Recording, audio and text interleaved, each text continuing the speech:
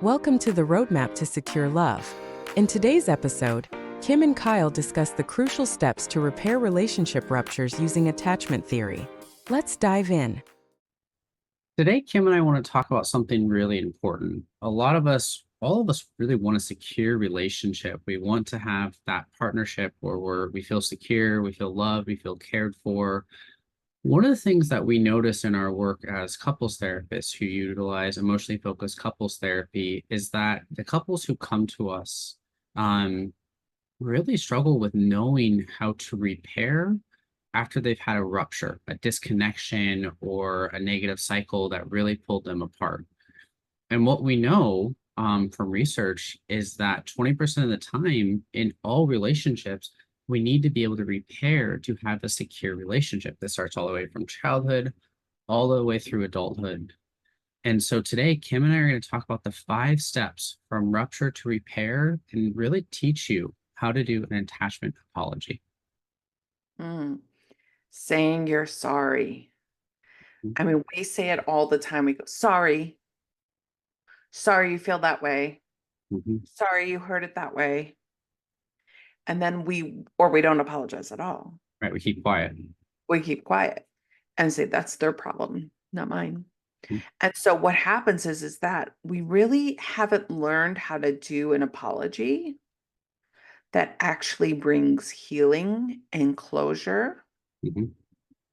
And so when a rupture happens, we can move past it Right. without it still lingering. I don't know, when couples fight or relationships fight and they go, 10 years ago, Mhm. you did blah, blah, blah, blah, blah. And Mhm. you're like, that was 10 years ago. What can I do about that? Right. Well, that's because there wasn't a really good healing moment Mhm. for the rupture, because Exactly. there is a way to do it well. Right. And this is one of the things we know also from research, when there hasn't been a repair, our brains hold on to the injury and we'll keep it in our minds and we bring it up in the next conflict. And as the partner, you're probably like, why are you talking about something 10 years ago? That's so long ago. But the reason is because it wasn't healed. It was our brain didn't process it. The thing too, as Kim and I talk about this, we really want to be clear. We are not talking about the triple A's. We're not talking about abuse. We're not talking about addictions. We're not talking about affairs. We're going to do totally separate episodes on that. These are more about kind of moments of rupture that our partner still might hold on to. But how do we actually give an apology that is effective so we can move forward and have a really secure connection? So, what do you want to go into? Go ahead. How do we do it, Kyle? How do we do it? So we're going to start, Kim and I are going to go through some very specific examples. But before we give those examples, Kim, can you outline what our 5 steps are to give an effective repair, what we call the attachment apology? Attachment apology. Okay, are you ready? Number one, you got to own the impact. What that sounds like is like, yeah, you're hurt. What I did hurt you, Mhm. right? Second, we want to validate it. Go ahead, Kyle. Were you going to say something? Yeah, I think that just before we move forward, why this is so important is often when we have hurt our partner, what we feel bad about that and what we want them to see is our intent, hoping that if they see our intent, their hurt will go away. But the problem is we're fighting for our intent, they're fighting for the impact. And what Kim is helping us see is we have to first connect with how they experience things, even if that wasn't our intention. So our partner can feel validated and seen in what went on for them. And also, Kyle, what's really important is that there is going to be in this apology a place for our intent to be, right? We want to meet both of our needs. Exactly. Right? But it's really difficult for the offended person to hear, and this is just science, right? To hear if their amygdala is up. So and that amygdala is like right here in the back of your brain, and that just says, warning, warning, warning, there's a dinosaur running to get me. And so when there's a threat, you're thinking about how to survive. You're not thinking about how to calm down, right? We don't want to calm down when the dinosaur is running after us. We want to be alert and fight for our lives. Okay. So with the apology here that we're talking about, what we want to do, right, is first calm the amygdala of our partner. Mhm. And to do that, we have to own our moves. But I want you to know that the part of us that says, but that wasn't my intent, will be attended to in this apology. It's just that the order is important so that our apology is heard. We can be a great communicator or say that we're a great communicator, but if we don't communicate in a way where the audience, in this case our partners, can hear us, we're actually not communicating well. Right. It's really, really, really hard to communicate well because you're adapting to your audience. Right. So that's what we're doing here. And that's so important, because if they see that you see the impact, their nervous system will relax and they will be open to seeing your intent. They will be open to a repair that will allow both of you to be able to move forward and not keep that in our brains as the relationship grows. So Kim, So, go ahead. oh, we're totally going over each other this morning, all. We're and we've both had coffee, maybe that's why. But so what we're going to do here is we're going to talk about how we calm the amygdala and how we tend to our hearts. Are you ready? Yeah, let's do it. Calm the amygdala. Step 1. Own your impact. Kyle, when I did that, it felt bad for you. Right. Own the impact. Okay. Calm the amygdala. Communicate for my audience. Okay. This is step 1 is like the hardest step, by the way. It is. Ugh. Okay. Step 2, validate that impact. Of course you felt bad because when I did this, it hurt your feelings. Mhm. When I yelled, when I withdrew, it made you feel insecure and made you feel lonely. Of course it did. Are you ready for me to take care of myself here in step 3 when my anxiety wants to tell you that my heart didn't mean to hurt you? I tell you my intentions. My intention was to make you feel loved and seen and heard, but that wasn't coming across. Mhm. My heart really wasn't able to reach you. 4, are you ready? It's the big one. I'm sorry for that. You apologize. I'm sorry that my heart wasn't seen and you couldn't, and that I didn't explain it well, and that you were hurt. I'm sorry. Mhm.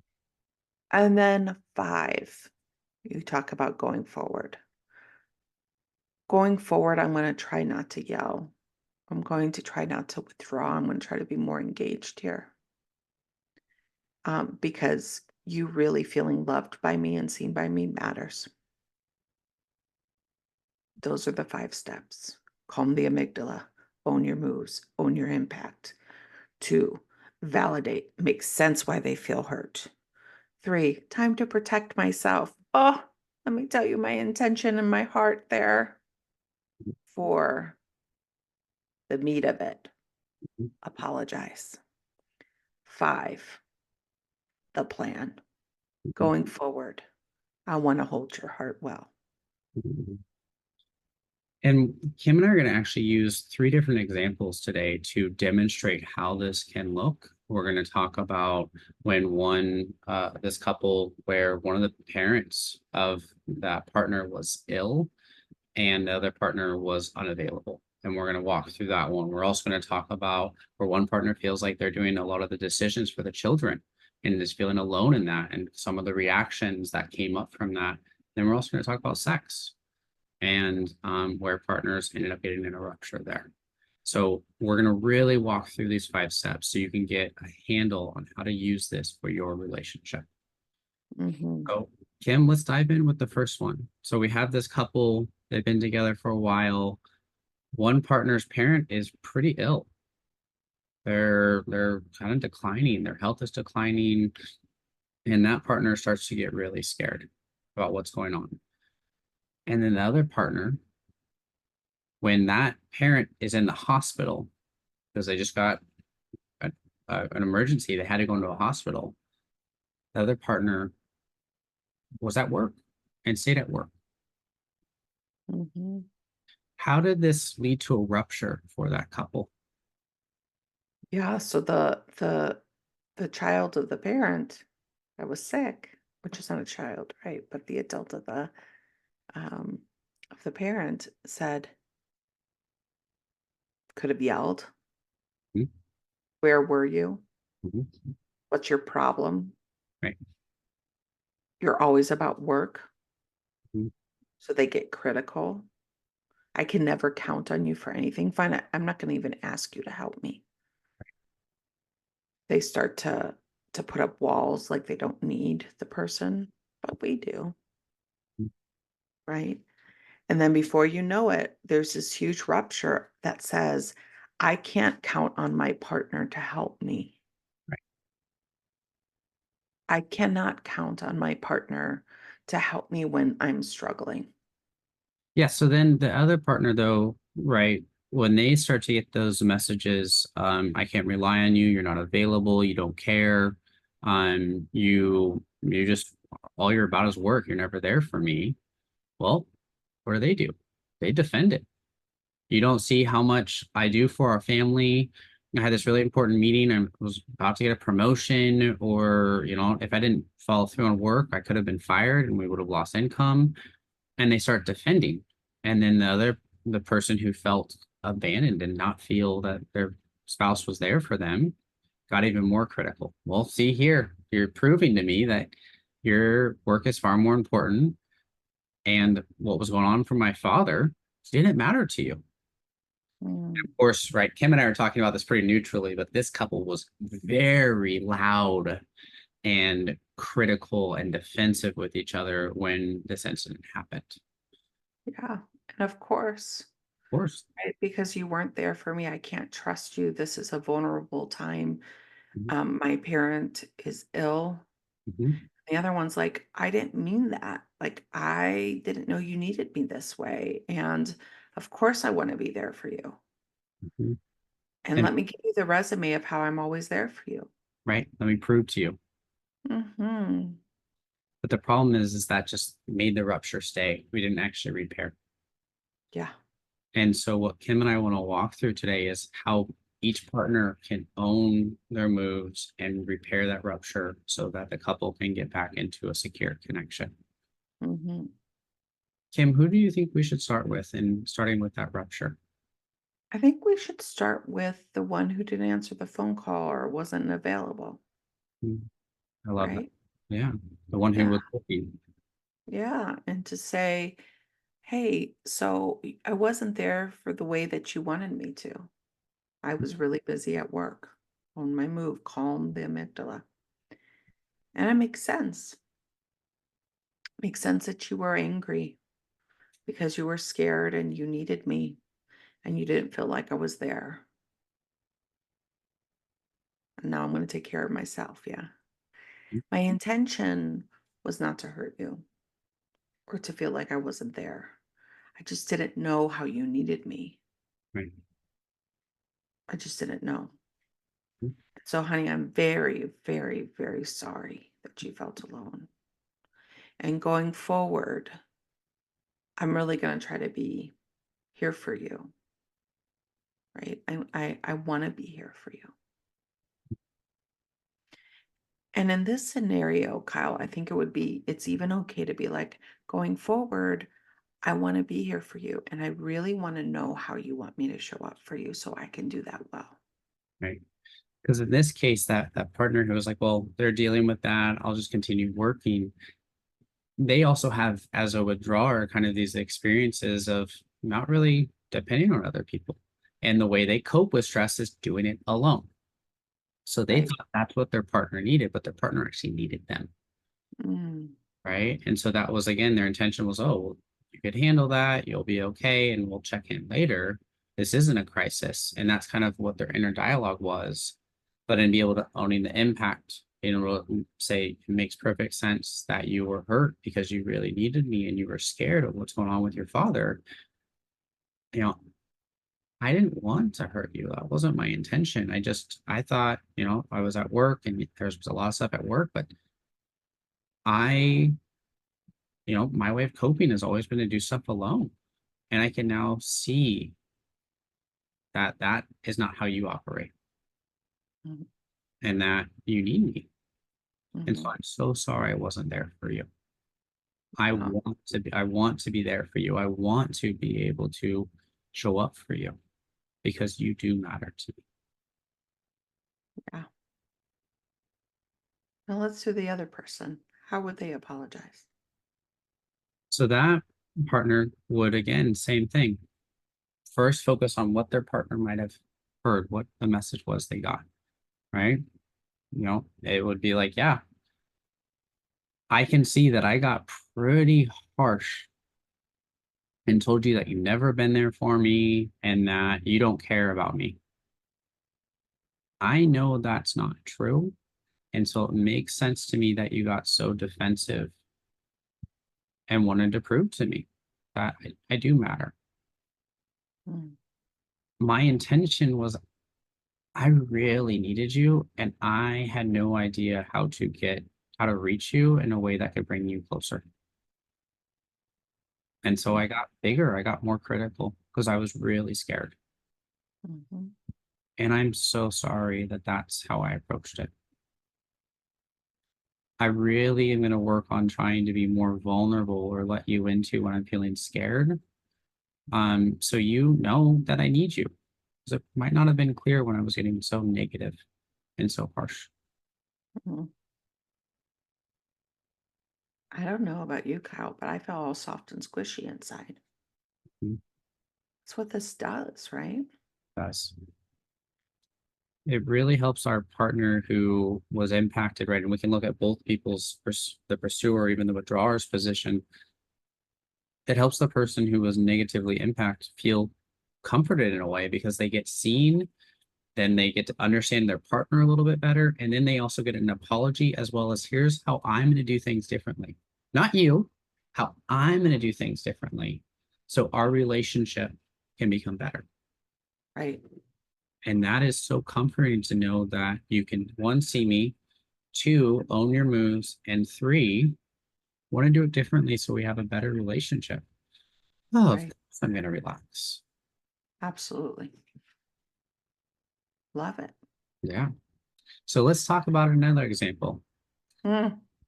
Let's go into the one about when one parent who there's two parents who have kids, and one parent feels like they're making all the decisions: school, swim class, summer activities, all these other things, and they don't feel that their partner is involved.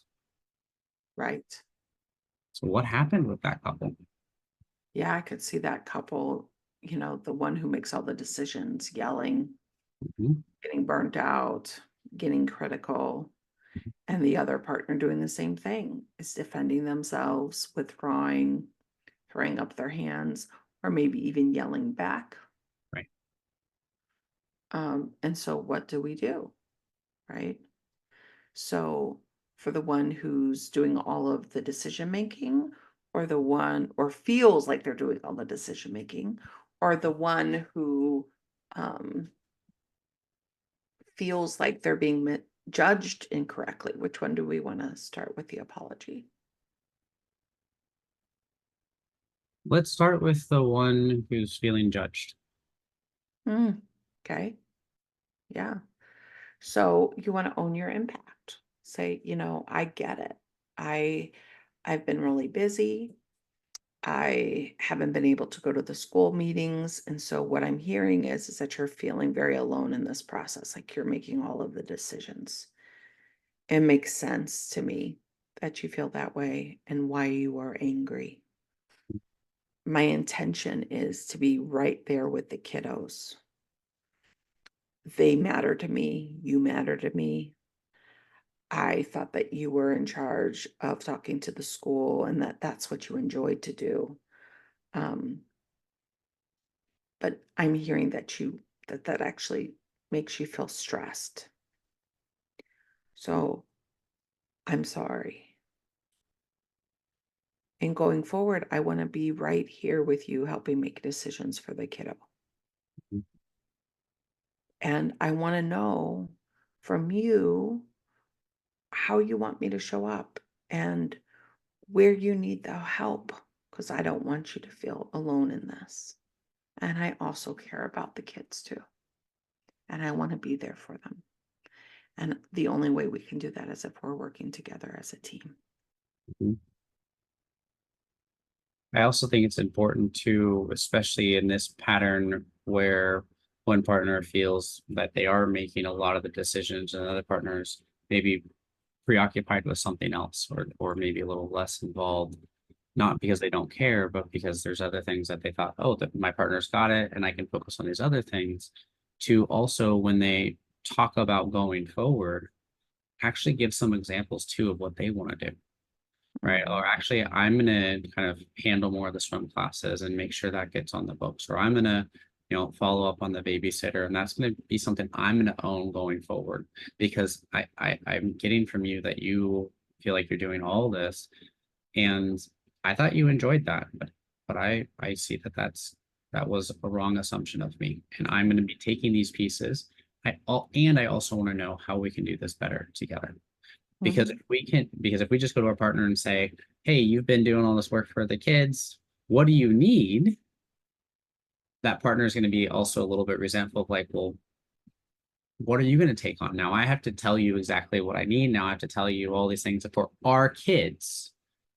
And so that might still go into the cycle. So if you can come in with also here's the pieces I want to bring, Mhm. that is also going to help your partner in that moment of the apology feel that you are involved because you're going to take some things and own it going forward. Mm. And you know what? As you were talking about it, I could feel, the little cycle coming up of not only you saying, well, you're a parent too. Why should I have to tell you what I need? Mhm. And then me feeling like, well, I have to tell you what I'm curious about what you need because I thought you enjoyed these things and I need you to tell me what to take. Because what if you really want to do the swim lessons? And I said, I'll take the swim lessons. And then you go, I'm not asking you to take the swim lessons. I'd like the swim lessons. Mhm. See how complicated this gets, Mhm. right? And even in an apology, we can get back into a cycle. Right.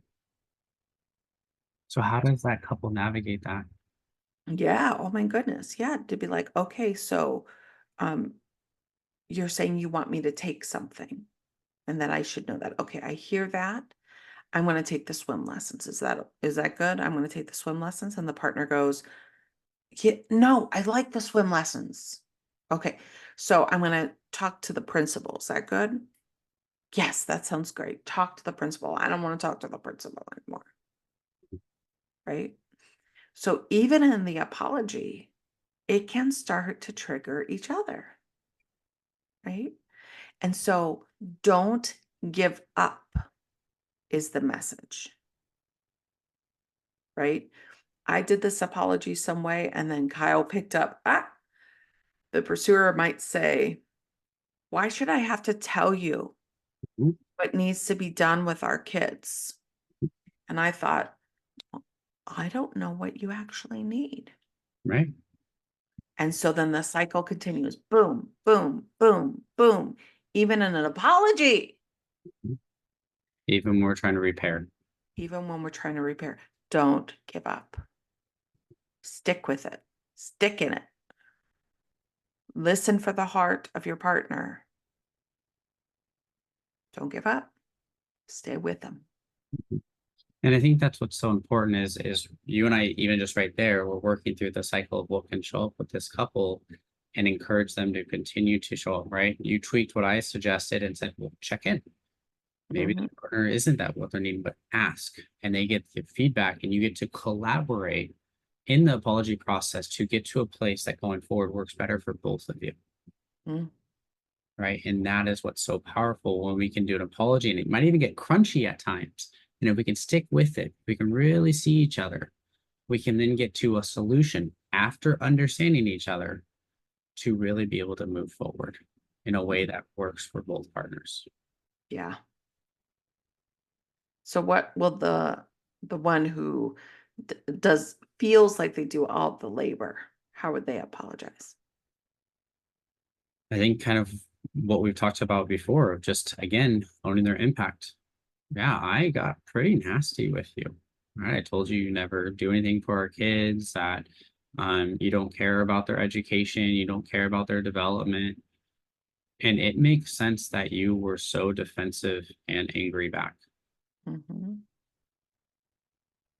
My intention was to try to get support because I've been feeling really alone. And I see that my way of doing that did not work. And so I'm sorry. I want to work with you to find ways that we can share the load of parenting together. So I feel closer to you, more connected, and that you also feel like you have a voice in what we do for our kids. Mm, beautiful. Now, that one was a little bit more crunchy, Mm, but as we stuck with it, mhm. that's where the connection and the collaboration can occur, right? When we realize we're on the same team, we both want our children to thrive. Right. Don't be afraid of the crunchy. Yeah, and that's one of the things too. If we look at insecure couples versus secure couples, secure couples stay with the crunchiness and really try to see each other's hearts because they have those positive experiences of going from rupture to repair that we know builds trust, strengthens the relationship. And this is why Kim and I are saying stay with the crunchy, continue to lean in, because when you get to the other side, you'll have that experience and then you can do that again and again and again, and you'll become softer, you'll repair quicker, and you'll be able to move on with your life without all these things kind of staying in your brain. Mm, love it. Yeah. So let's do our last one. Our last one about Sex. sex. Go ahead. Oh, sex always causes Mhm. conflict. Yeah. It does. Yeah. So I ask for sex, you say no, Mhm. then I get defensive and I poke. Mhm. And so then I get really upset. And then all of a sudden, when you ask for sex, I'm just going to turn you down because, like, what's the point? Right. We never get it right. Mhm. Right. So, who do we want to start with? Who do you want to start with? I want to start with, I want to start with the person who always says no. Let's do it. Okay. Actually, I don't. I want to start with the person who always asks. Mhm. Because I think the person who always says no, there could be a tendency to feel obligatory, Yeah. like you have to do it. And we'll talk about that another time. So let's talk about this. So the one who always asks for sex, say, I can see why sometimes it's really difficult to be intimate with me because I get really pokey and really demanding Mhm. and tell you how many times a week we've done it. Mhm. Um, and I can see why you shut down for that because it makes you feel like you're not enough. It makes you feel like um, it's a chore instead of fun. My intention is to be close to you. My intention is for us to have a time to be intimate together, to be connected, Mhm. to have fun together, to be erotic together. It doesn't happen when I poke. Um, so I'm sorry. And I really want our intimacy to be fun for us both, not just for me, for you too. I don't know how to do that necessarily, but I want to figure it out. And I think just that part of like, I also want to understand what goes on for you, or how can you help me? How can we do this together? Yeah. Because I actually don't know, but I want to figure it out. if you're open to it. Powerful. Because it's owning, hey, this is what I've been doing. I can see that hasn't been working. I see that's been hurting you. That's not what I want. How Mm-hmm. do we do this different so we are doing this together? Mm-hmm. Because when the sex cycle shows up, like the other partner might feel like, oh, I gotta have sex because my partner's gonna be unhappy if I don't. And it does start to feel in the obligatory or that chore place, which is not really what the other partner wants. They don't want their partner to just have chore sex. Right. They want to have passionate sex. They want to have intimacy. They want to have closeness and connection. And they're struggling with knowing how to do that because both partners need to show up and work together. Right. So let's talk on the other partner about saying no and kind of puts up that protection. How do they apologize? Kim, how can they own that? You know, I want you to know that every time I say no, I know you feel like you're not sexy enough and that I don't want you. And you get frustrated. And I get that. It makes sense to me because I know you want to get close to me. My intention is actually not to tell you that I don't want you because I do want you. I just sometimes get overwhelmed and tired but I do want to be connected with you too. And that gets missed, I think. So I'm sorry. I don't want to hurt you sexually. And I don't want you to feel unwanted. So I don't know what to do either. I don't know how to get out of this cycle that we're in, Mhm. but I'm open to it.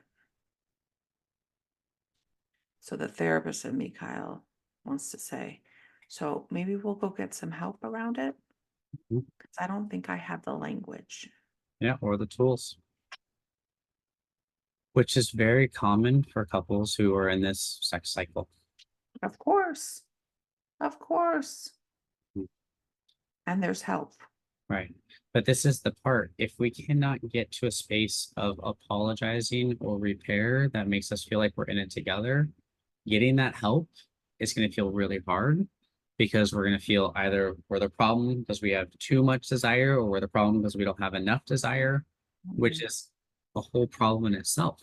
Right. And this is something Emma Nagoski talks in her new book, Come Together, is we get in this desire battle. And the problem is it doesn't help us focus on how do we make this a pleasurable connecting experience. And that is what couples have to center so they can create that secure sex, which Kim and I talked about in an earlier podcast episode. Yeah. So Kyle, this is pretty good. Repair the rupture and Yep. these 5 easy steps. They're not easy, they're tough, They're tough. but there's a path. There's There a road that you can go from disconnection to connection. Mhm. And this is one of the most powerful ways to do that. Owning the impact, validating it, sharing our heart and intention, why we're doing what we're doing, saying I'm sorry,